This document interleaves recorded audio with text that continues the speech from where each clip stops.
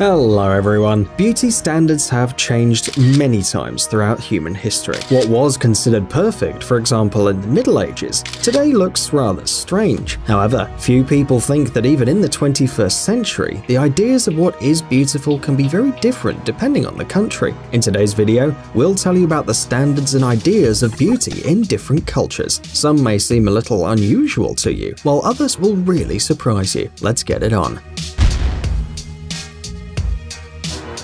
Japan.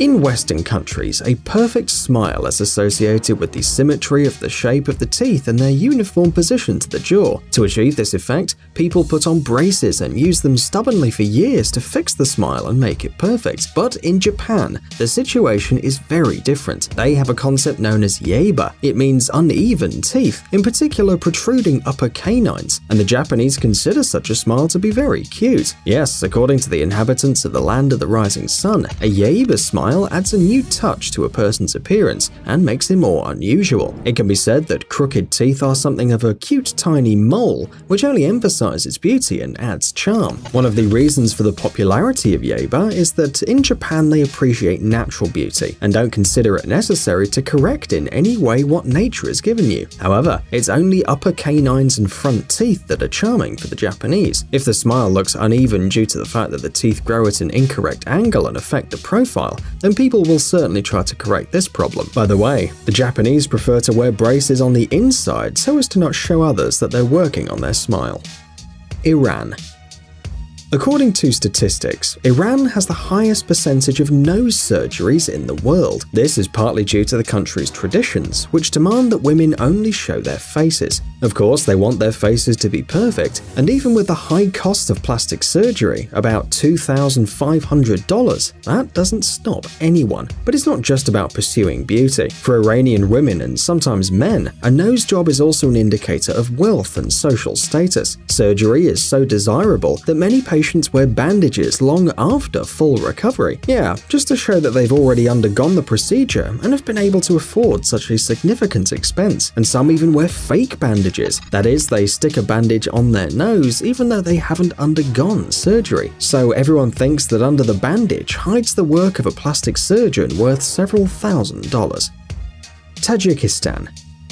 Since ancient Rome and Greece, having a unibrow was praised by poets and thinkers. It was believed that a woman with such a characteristic was unusually beautiful and desired by all men. That was a long time ago. But if broad, dark eyebrows became fashionable all over the world only a few years ago, then in Tajikistan, thick eyebrows and even eyebrows that have merged above the bridge of the nose have long been considered the standard of beauty. Only a few generations ago, there was even an omen. The smaller the distance between a girl's eyebrows, the closer her husband would be to her. And in some parts of Tajikistan, even today, unibrows are considered a sign of beauty. If nature hasn't given a woman bushy eyebrows, she paints them on herself to look prettier for the opposite sex. Moreover, locals are convinced that unibrows are a symbol of luck and longevity. Among women, moreover, it's synonymous with purity and innocence, and is a symbol of vitality among men. In general, dense unibrows symbolize all the good things that you can imagine. South Korea.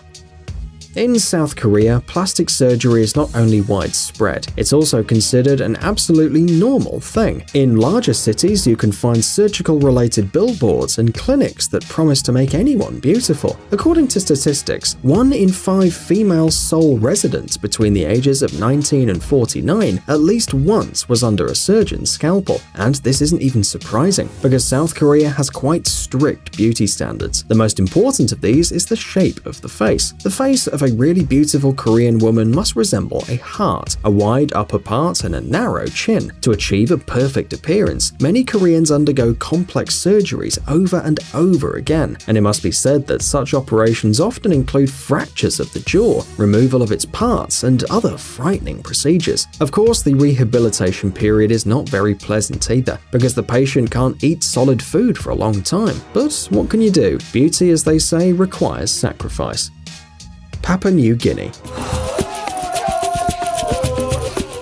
In Papua New Guinea, as well as in some African countries, there's an ancient tradition of scarring the body. Scars are often applied to men during the initiation rituals of warriors, and among women, these patterns are proof of their extraordinary beauty. A future warrior does not cry either during such a procedure, and the woman doesn't show her tears either, as her family happiness and ability to marry depend on the scars. Each drawing on the body is different. It has its own meaning and purpose too. Some of the scars can even be considered a kind of passport. By looking at these drawings, one can determine a person's age and position in society. For example, in the Gaanda tribe of Nigeria, girls get their first scars at the age of 5. The patterns are applied first on the stomach, and after a while on the waist, hips, forearms, and forehead. Therefore, the different stages of life are marked before the girl gets married. And in the Bata Mariba tribe, children are scarred so that the tribal spirits protect them. It's worth saying that this is always a very painful process, which can also cause various diseases. Mauritania. In many countries, it's common to think that the thinner a girl is, the more attractive she is. However, this is not the case in Mauritania, where it's believed that a woman's beauty lies in a wide body. Cultural stereotypes have forced women to prepare for their future from childhood. They follow a certain diet or take special medications that allow them to gain weight. Young women do this because the extra pounds make them more attractive to men and more valuable in society. Sometimes girls are even sent to some sort of summer camp where they're force-fed in a special way, eating 16,000 calories a day. Although the tradition has begun to disappear in urban areas, many still follow it in rural areas. In addition, the only study conducted in Mauritania's Ministry of Social Policy, Family and Children revealed that 55% of men considered women's thinness to be a serious disadvantage. 60% of women believe that considerable weight is an advantage. On average, 2 out of 5 women openly stated that fat women receive more attention from men than thin women. China. In many Asian countries, including China and Thailand, pale skin is considered a true beauty standard. And this isn't a new trend. Even in ancient Chinese literature, a beautiful person is described as fair-skinned. If you visit a local store looking for face cream, you'll hardly find any that don't contain all kinds of whitening agents. By the way, men's aftershave products are no exception. Many residents of Asian countries refuse to appear on beaches without special masks, so as to not tan accidentally. They are willing to do almost anything to protect their skin. But what's the reason? Skin color in Asia is directly related to social class. If the skin is dark, then the person works in the fields and therefore is poor. Of course, in a society where people want to be rich, nobody wants to look like a peasant. Some hide under umbrellas, and on sunny days, residents of big cities try to leave their house less often. Myanmar.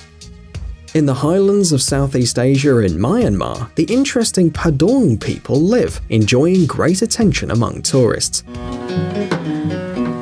The thing is that Padang girls wear brass coils around their necks from the age of 5. First, a 6-ring spiral is worn around the neck, and then the number of rings increases by 1 each year. At the time of marriage, the number of rings reaches its maximum, and after the wedding, as a rule, no more rings are added. The woman's neck is therefore stretched, which sometimes results in an increase in length of up to 40 centimeters. Sometimes the construction is so high and uncomfortable that it's difficult for girls to even turn their heads. The custom of wearing rings is associated with the specific ideas of the Padang tribe of beauty. The long neck here is considered a symbol of well-being and beauty. In addition, this design protects local women from tigers and avoids confusion. The fact is that in this region, the theft of girls by neighboring tribes and unauthorized escapes happened a lot. Therefore, the Padang invented this original way of protecting their women from dangers and neighbors.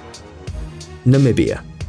Himba is the name of an ancient African nomadic tribe. Their lives have remained virtually unchanged over the centuries, despite wars, civilization, and droughts. Nomads live in Namibia, and their exact number is quite difficult to calculate. The Himba have almost no water too. Every drop they can extract will be carefully preserved and consumed. Don't even ask us about how they bathe. The Himba's survival depends on a magical ointment, to which they owe their famous red skin tone, a mixture of butter derived from the milk of their cows, and a variety of herbal elixirs, as well as bright red volcanic pumice powder.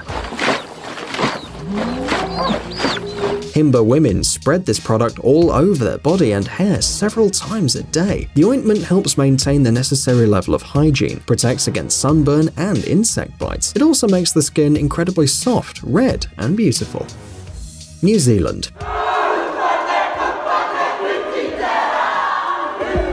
The indigenous people of New Zealand, the Maori, were the main population of that country before the arrival of the Europeans. One of the distinguishing features of the Maori is their tattoos. While in today's world, tattoos are used to decorate the body, for the Maori, it's also a kind of ID card. A tattoo on a Maori body can tell the entire lineage of its bearer, and even carry a secret message to the rest of the world. These drawings also serve as part of the initiation ritual. For example, Maori women traditionally tattoo themselves on the chin during adolescence. Surprisingly, Maori don't have two identical tattoos. Each one of them is unique. The drawing is always very complex and detailed to demonstrate both the skill and talent of the artist and the beauty of the tribe's culture. Hey, stop being lazy, it's time to use that brain of yours. Welcome to Brain Time. Incredible facts from the past, the present, and even the future. The power of nature and wild animals, amazing facts and unsolved mysteries. You'll find all this and much more here. Subscribe now, you won't regret it.